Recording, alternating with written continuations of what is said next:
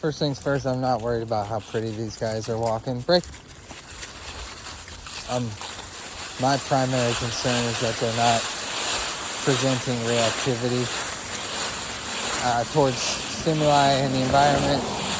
That's my primary objective. Secondary and tertiary is how polite, quote unquote, they're walking. So these guys aren't choking themselves, and they're relatively nearby. That works for us. That works for the Guardians. So, okay, with me. Good. More to the point.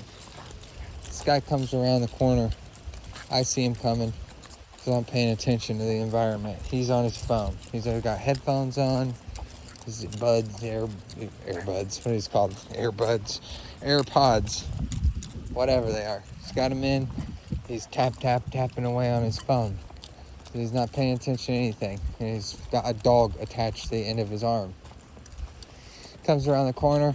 I'm clicking. I'm using my clicker to let my dogs know. Like, hey, that dog good, that dog treat. That thing that just appeared. That thing that's moving. This dog right here, for example, right? My dog's gonna see, these guys are gonna see this dog. This dog's growling. Good job, Georgie. Georgie doesn't need 2 clicks, but I gave 2 clicks, whatever. Good job, George.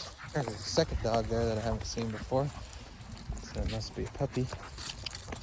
Good. All right, perfect. So on that, good job. So on those last 2, I just gave him verbal praise.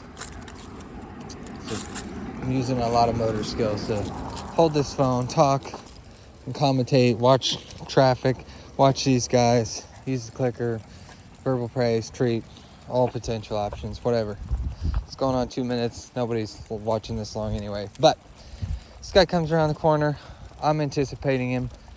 I'm not waiting for Georgie and Ringo to, I'm not waiting for their assessment of how they feel about this dog. I'm trying to inform it. I'm trying to inform how they should feel about this dog. That dog good, that dog treat. That dog good, that dog reinforcer. Whereas this guy, he waits until the dog brings to his attention that we're here, and the dog's growling and barking, and the guy's going around he's kind of now moving away from me. He has passed, we've crossed paths and on opposite sides of the road, and now he's moving in the other direction, and he is reprimanding his dog and telling it no.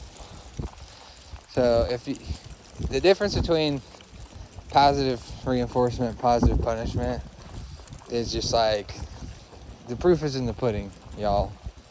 So like, if your ratio is still tipping in that direction, you need to turn the ship around, because this is where it's at. Like, I don't use all positive reinforcement. Nobody does. It's not a thing. But I sure as hell do everything I can do to avoid using aversives. And punishments I do use sparingly. Punishment doesn't have to be an aversive. So a punishment just has to be effective. Punishment doesn't have to be scary. But positive punishment is certainly not going to be my first response, my first line of defense. That's going to be a last resort. Anywho,